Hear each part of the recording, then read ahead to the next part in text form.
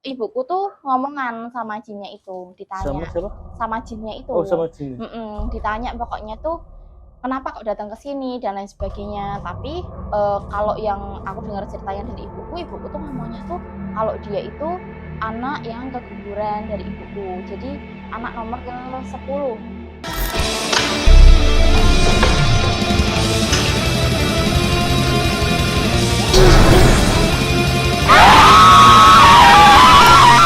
Kembali lagi di School of Horror. Kita akan menceritakan semua kisah horormu. Mau itu kisah dimanapun kalian berada yang masih berhubungan dengan mistis dan teror horor, kita akan ceritakan di School of Horror. Jadi malam ini kita akan kedatangan tamu, yaitu Kak Dila namanya. Yang ceritanya dia itu eh dia diteror, keluarganya diteror mistis ya. Yang awalnya dikira dari mantan tunangan kakaknya, tapi ternyata tidak. Nah, daripada aku yang spoiler, mending dari orangnya langsung yang mengalami ya. Jadi aku sambut langsung Kak Dila. Please welcome. Masuk, ay. Selamat malam, Mbak. Malam. Hadapnya agak ke sana. Oh, agak sana. Ya, agak Nanti masih dikat-kat tuh. Enggak. Oh, udah Langsung, enggak loh. langsung. Oke, siap. Jadi gini, Mbak. Kan aku udah kesepil, maksudnya masalahnya pernah diteror mistis juga kan. Tapi aku nggak tahu nih secara detail kayak gimana, maksudnya kayak entah diteror mistisnya itu didatengin kayak santet, atau diteror mistisnya didatengin pocong, atau apa ya, kalau di tempat-tempatku cerita-cerita di mana di desaku itu ada yang kayak Badaspati atau kayak gimana gitu ya. Cuman kan aku yang nggak tahu, cuman tahu sekilas aja. Jadi yang lebih tepatnya itu biar Kak Dila yang cerita. Karena dia yang paling tahu ceritanya daripada saya yang ungkapin, kan kita nggak tahu ya kayak gimana detailnya. Jadi itu awalnya tuh kan waktu nikahannya kakakku nih Mas, itu tuh kayak aku kan udah kayak firasat nggak enak dulu karena kok tiba-tiba itu yang masang tenda-tenda di tempat kakakku nikahan kakakku tuh tiba-tiba itu jatuh sendiri, jadi nggak ada angin, nggak ada hujan. Tenda pernikahan. Tenda Oh, pernikahan. tenda biru ya. Iya. lanjut. Nah, terus tiba-tiba jatuh, udah firasat nggak enak dulu kan, terus kayak ada kayak angin-angin yang ya menurutku buat orang yang sensitif tuh kayak anginnya tuh angin-angin nggak enak gitu. Oh, anginnya kenceng? Kayak gimana ya Mas ya, ya rada kenceng cuman nggak sampai yang sekenceng itu sebenarnya. Cuman tuh Posisinya malam apa pagi? pas siang malahan. Siang. Oh, Pas siang. siang. Nah, terus habis itu udah dari situ, terus waktu sorenya itu di pertengahan nikahnya kakakku kan kayak ngadain wayang juga tuh Mas, kayak wayangnya tuh dia itu 2 hari 1 malam. Nah, terus di situ tuh kayak kepalaku tuh udah pusing banget, banget kayak orang tuh nggak makan. Nah, tapi makan. Nah, habis aku mikir kayak gitu tuh kayak apa aku belum makan, karena belum makan kan. Akhirnya aku makan. Makan tapi kok masih pusing. Aku mikirnya apa karena aku makannya tuh daging kambing kan. Maksudnya kan kalau daging kambing kan juga orang kalau nggak kuat bisa bikin pusing banget kan. Iya. Pusing sampai bener-bener mataku tuh berat banget, nggak bisa kayak buat melek itu kayak udah aduh kok nggak bisa banget gitu. Akhirnya tuh ya udah habis makan aku langsung tidur.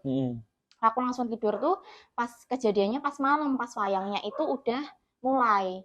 Pas wayangnya udah mulai kok ada rame-rame kan di depan. Ada apa kok rame-rame? Ya tak kirain karena pertunjukan wayangnya itu kan. Terus habis itu aku akhirnya duduk bareng sama masku di ruang tamu itu. Terus tiba-tiba kok aku kok dibopong. Terus ada yang bilang, berarti kakaknya pingsan? Iya, udah pingsan. Jadi waktu di tengah-tengah kakak acara, sepupu, kakak kandung. Aku kan 10 bersaudara. Kakakku yang kedua itu udah pingsan Mas, udah pingsan terus langsung dibopong ke ruang tamu. Nah, ruang tamuku itu kan posisinya kan nggak ada kayak meja, nggak ada kursi, jadinya emang benar-benar karpet gitu kan, karena aku orang Jepara. Oh, orang Jepara? Iya. Oh, sama salah Mas. Oh iya, aku Bandung Harjo Mas. Kita belum kenalan ya? Iya bener. Langsung. Nah, terus habis itu udah dari Jepara, situ. Jepara tuh nanti? Iya, Jepara. Jepara di? Bandung Harjo. Jadi paling pojok. Bandung Harjo. Iya, deket sama pantai Cemara. Pantai Cemara Kasih. Melongo. Itu masih lurus, paling pojok Mas, paling pojok banget dekat Mau ke sama Bangsri pantai. ini? Udah, Bang Sri masih lurus. Masih lurus nih? Iya, masih lurus. Oh. Paling pojok pokoknya. Ternyata orang Jepara foto deh kono. Bagian gunung-gunung pokoknya. Oh, Kayak itu berarti gunung kejadian di sana? Iya, kejadian di sana. Terus habis itu udah, dari situ tuh kakakku dibopong. Terus dia tuh kayak pingsan gitu. Terus habis itu awalnya nggak tahu kalau dia kesurupan. Tak kirain kan cuma pingsan gitu aja kan. Terus habis itu kok dia itu tiba-tiba matanya tuh buka. Itu langsung melotot. Tapi melototnya tuh langsung ke arah aku awalnya. Nah, langsung ke arah aku, tapi akunya ya maksudnya kan pandangannya kan beda tuh Mas, beda. Terus habis itu akunya sendiri juga takut otomatis kan. Aku langsung membelakangi kakakku yang satunya lagi. Dibuang sama bapakku. Dibuang tuh jadi dia kesurupan terus kayak di gitu, Mas. Kayak di nitra apa ya? Iya, pokoknya kayak gitu, aku juga nggak tahu nih. Nah, terus habis itu pindah. Jadi udah dibuang, pindah ke kakakku nomor 5. Oh, berarti yang ngerembet gitu ya? Yang mukanya mirip sama aku, ngerembet semua Mas. Jadi tapi cuma yang cewek-cewek aja. Jadi dari kakakku yang kedua, terus ke 4, 5, akunya nggak kena sendiri waktu itu. Anak keberapa? Aku anak ke-6. Oh, ke-6. Nah, terus habis itu udah dari situ merembet ke kakakku yang nomor 5 itu tadi, aku sama kakakku yang nomor 4 langsung dipisahin. Langsung aku disuruh sama kakakku tuh ke dalam kamar kan. Ke dalam kamar, di situ kakakku tuh sholat. Jadi habis nikahan itu tuh dia udah hapus make up dan lain sebagainya kan, karena emang udah ricuh banget kan Mas di situ, sampai bener-bener tamunya juga pada takut semua.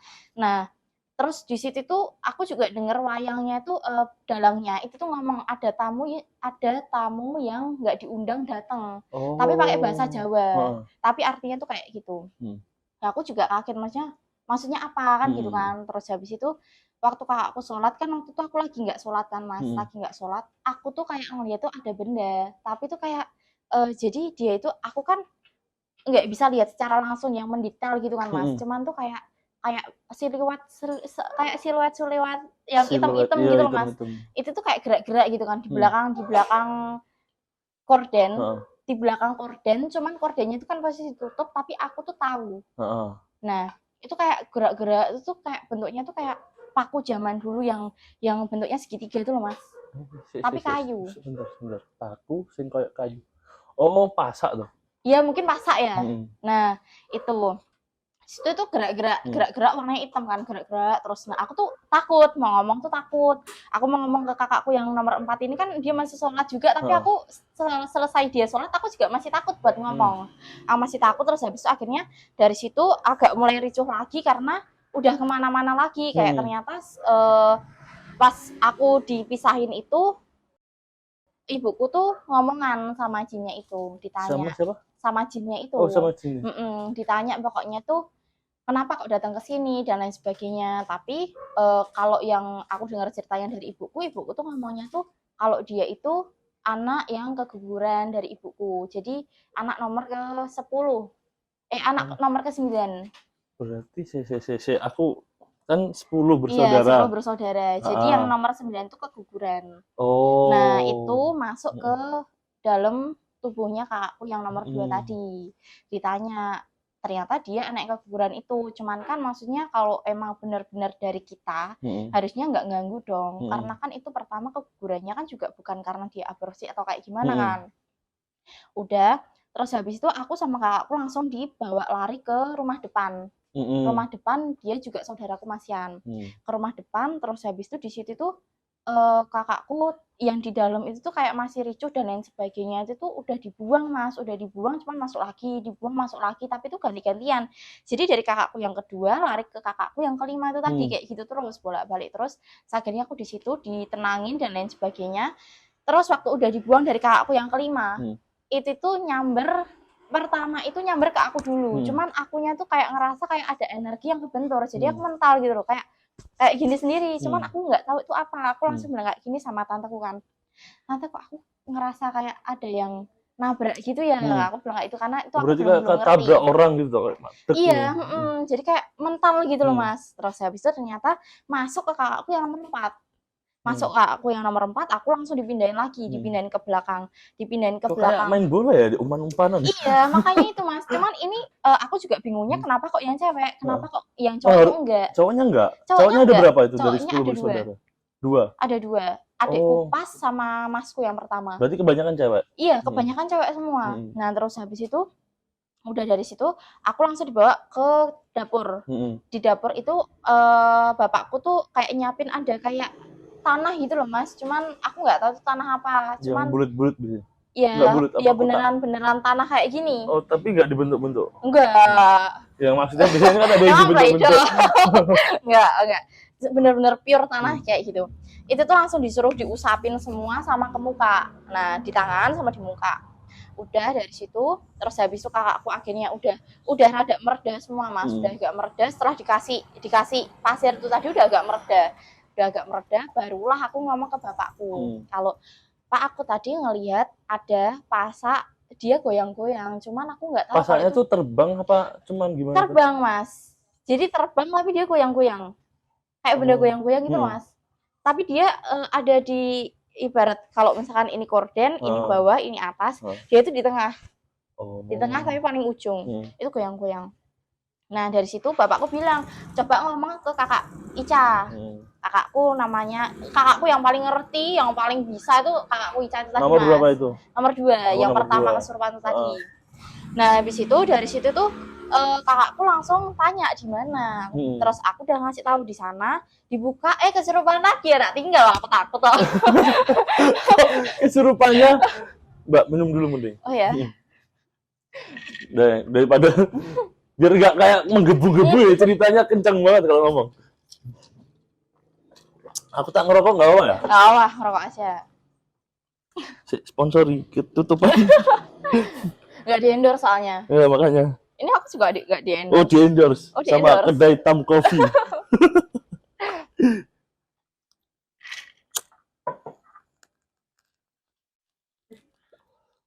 Ngerokok nggak, Pak? Enggak. Oh, enggak? Oh ya udah. Terus tadi sampai kordenya dibuka sama kakakku. Jatuh lagi dia. Apanya? Pasaknya tadi? Enggak, kakakku. Kakakmu? Kesurupan lagi. Yang nomor 2? Iya. Kesurupan lagi, cuman kan aku takut, Mas. Ya udah tinggal kan. Tinggal aku nyari bapakku, terus habis itu bapakku datengin ke tempatnya, kakakku nggak ada. Iya, aku juga bingung, kakakku nggak ada. Habis jatuh, tak tinggal, kakakku nggak ada. Itu ditinggal bentar? Iya, bentar banget. Terus dicariin ada nggak ketemu? Dicariin, waktu itu aku lupa, Mas, soalnya aku langsung disuruh buat tidur. Jadi setelah itu jam berapa kejadian? Udah malam banget, Mas, itu udah jam 12 kayaknya. Udah jam 12 malam. Nah, terus habis itu akhirnya masih dicariin gitu kan. Aku sekeluarga itu tidurnya di depan ruang TV.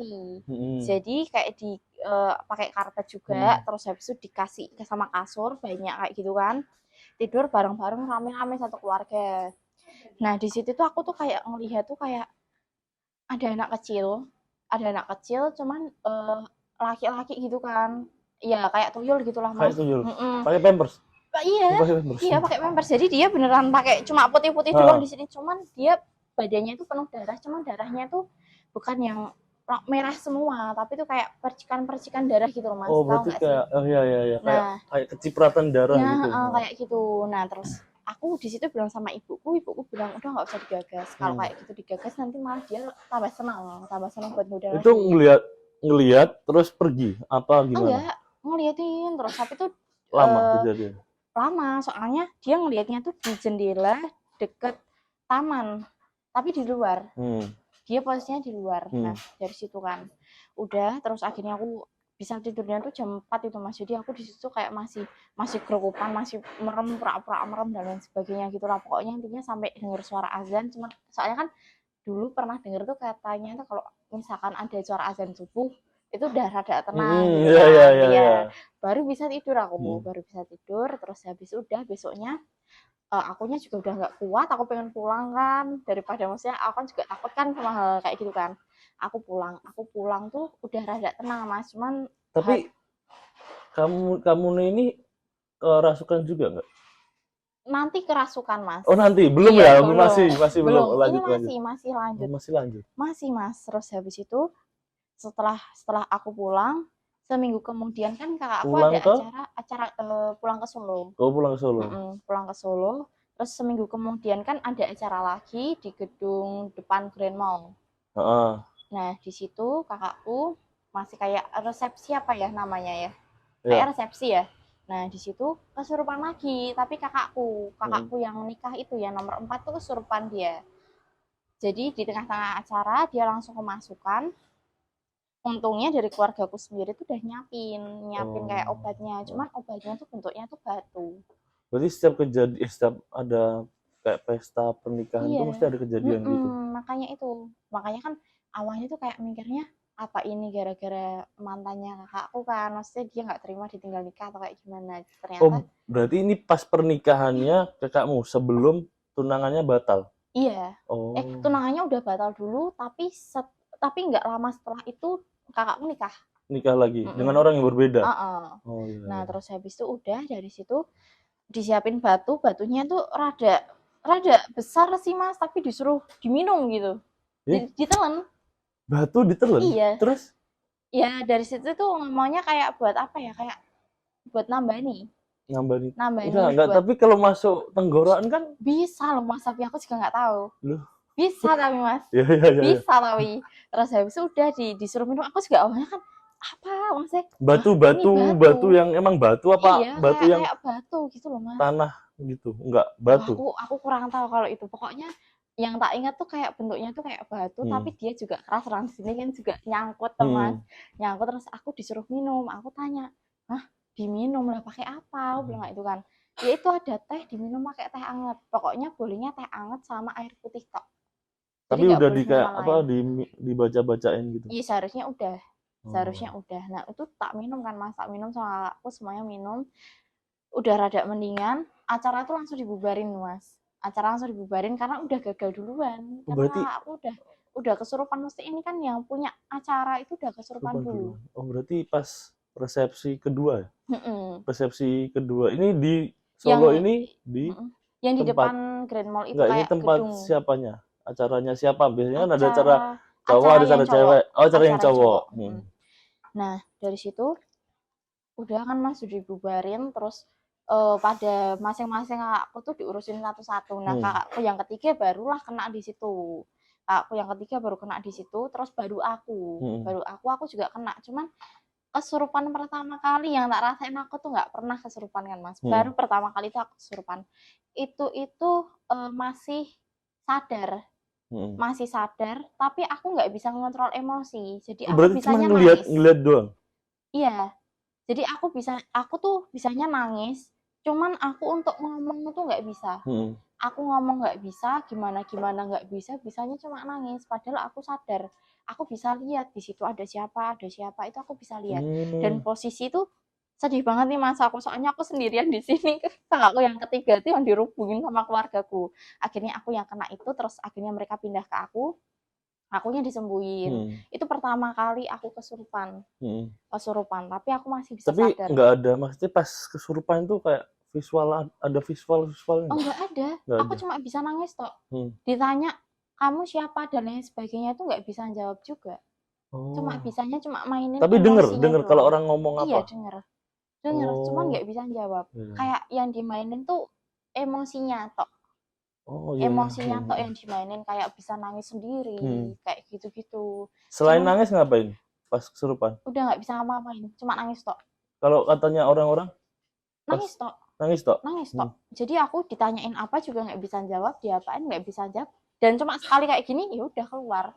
Kayak gitu. Jadi aku di situ kesurupanku pertama kali tuh, ya cuma bisanya nangis, cuma emosionalnya aja dimainin tok. Kayak gitu. Terus habis itu dari situ kan berarti kan otomatis akunya sendiri yang pertama pertahanannya kuat jadi udah melemah lah Mas.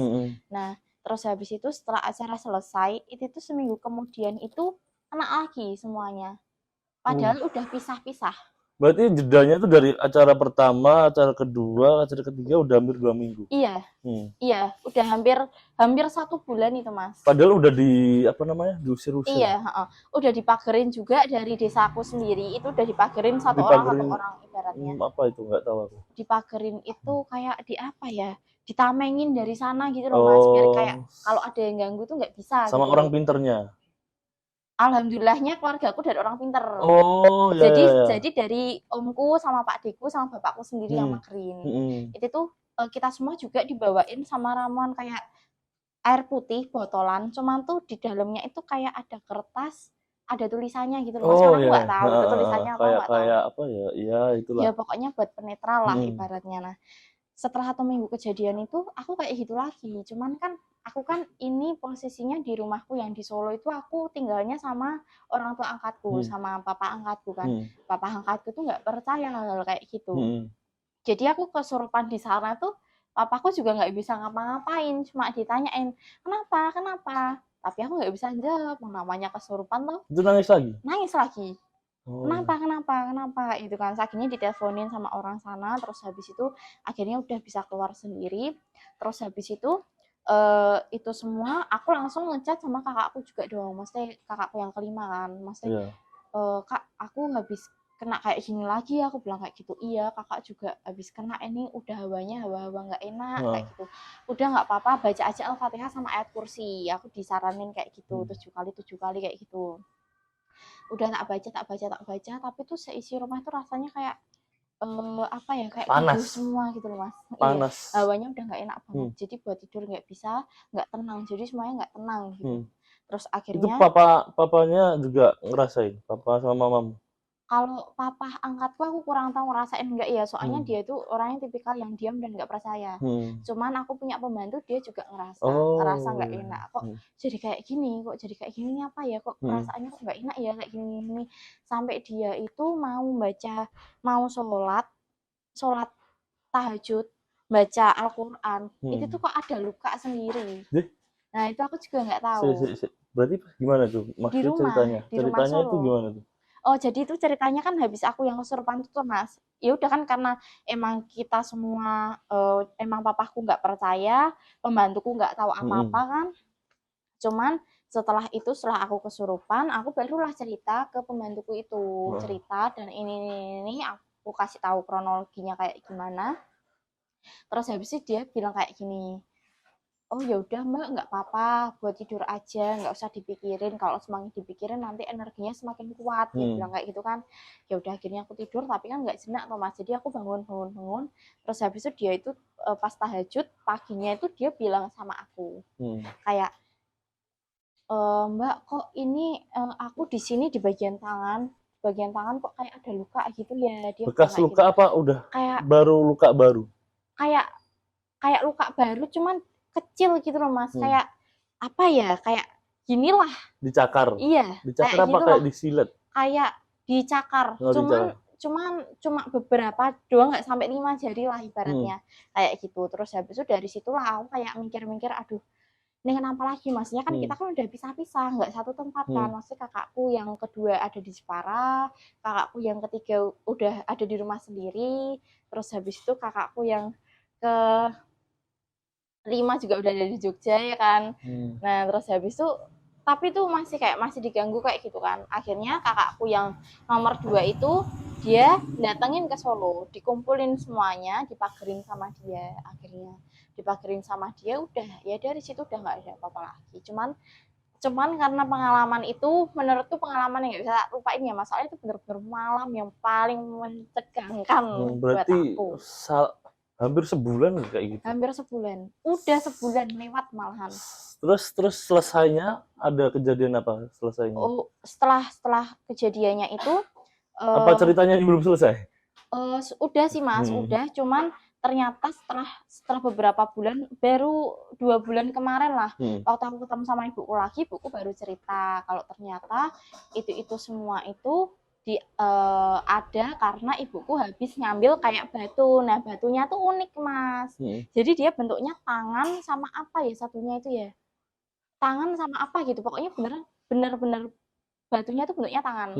Karena unik diambil sama ibuku, disimpan. Ternyata dari situ kakakku yang kedua itu dapat mimpi kalau misalkan ada kayak tangan raksasa itu tuh bilang sama dia, ya intinya itu balikin aku ke tempatku, intinya kayak gitu. Akhirnya dari situlah ibuku langsung kayak mikir apa ya kayak gitu kan. Oh dia baru keinget itu, terus habis langsung dibalikin sama ibuku. ke tempatnya, ke tempat asalnya. Itu ngambilnya di mana itu? Oh, kurang tahu, tapi daerah Jepara juga. Daerah Jepara. Di Daerah Jepara kebun-kebun juga. atau di Di hutan-hutan? dekat pantai. Oh, dekat pantai. Soalnya batunya tuh batu pantai, cuman dia bentukannya kerang, Mas. Jadi kerang. bentuknya kerang sama tangan. Jadi dua itu. Gitu. Berarti mungkin kan ya. Kalau di Jepara itu kan masih Kental banget, kental Mas. sama Banget. Ratu Kalinyamat boleh. Heeh. Nah, ya kan?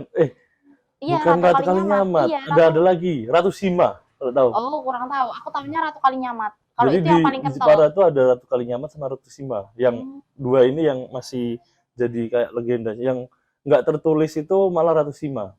Iya, makanya itu. Mungkin makanya itu ya. Oh, nggak tahu Mitis-mitisinya ya. Bisa jadi sih, bisa jadi ke sana. Terus habis itu ya udah dari situ, cuman kan setelah kejadian itu kan akunya juga jadi balung kuning lah Mas ibaratnya. Oh. Iya, jadi kayak kemasukan kayak gitu. Pernah juga aku kemasukan, terus joget-joget sendiri, tapi jogetnya tuh kayak joget-joget tarian orang Jawa gitu loh Mas. Oh, tari Jawa, tari klasik gitu ya. Sampai temanku digeret sama temanku tuh, dia bacain surat-surat tuh, dia tuh sampai takut, sampai salah baca. Jadi doa makan. Itu pas ngapain tuh pas kejadian kesurupan nari-nari? Itu pas lihat ini loh Mas, apa ya? Yang jaranan itu apa namanya? Reok. Reok apa jatilan? Oh, jatilan. Berarti jatilan. Jatilan. Pas dengerin lagu ini, Lewong. Oh, Lewong ya. Dengerin lagu Lewong katanya. Tapi emang kayak setahu ya, karena aku di Jogja kan, lama di Jogja juga. Kalau pas setiap ada jatilan itu emang katanya ada yang kesurupan. Mesti katanya. Cuman aku nggak tahu ya, nggak pernah ngerasain juga. Pernah nonton sekali. Cuman biasa aja aku sih. Nggak ada apa-apa. Kalau aku setiap nonton kayak gitu sekarang hawanya tuh kayak nggak enak. Pengennya alah pergi aja lah kayak gitu. Soalnya ya dari situ Mas. Jadi lagu Lewong nyanyi, akunya nari-nari sendiri. Kalau yang nyanyi Nela Karisma tetap joget dia. Kayaknya itu gerakannya beda Mas. Nah itu gerakannya beda lagi. Oh iya. Sampai kayak gitu. Udah itu ceritanya. Udah, iya. Tapi ada efeknya nggak sampai sekarang? Ya ada no Mas. Apa? Tetap ya jadi sensitif.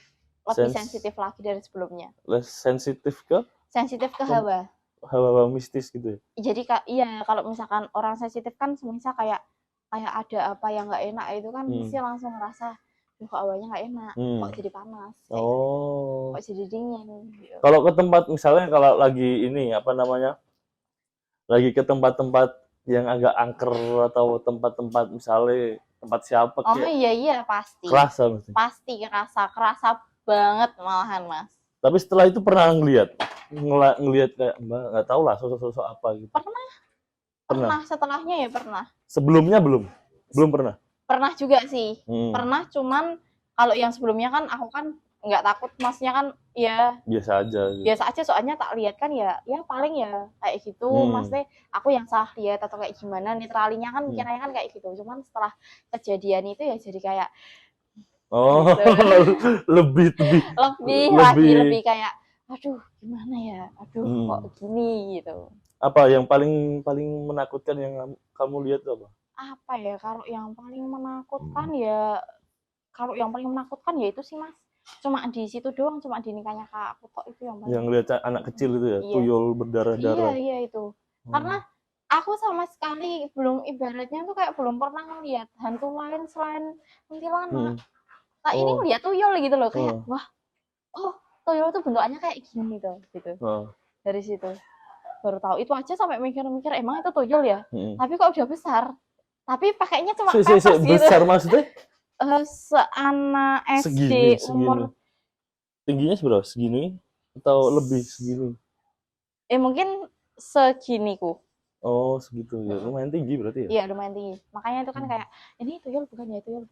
Cuma dia pakai pampers. Enggak Mbak, cuma pakai pampers? Iya, cuma pakai warna putih doang. Dan itu tuh bener, aku tuh juga kayak mikir, emang iya ya itu tuyul ya? Aku juga sempet mikir kayak gitu Mas, cuman mukanya kayak gimana mukanya? Botak. Enggak, kan muka, bukan rambut. Rambut. Oh ya bener, nggak tahu mukanya kayak gimana ya.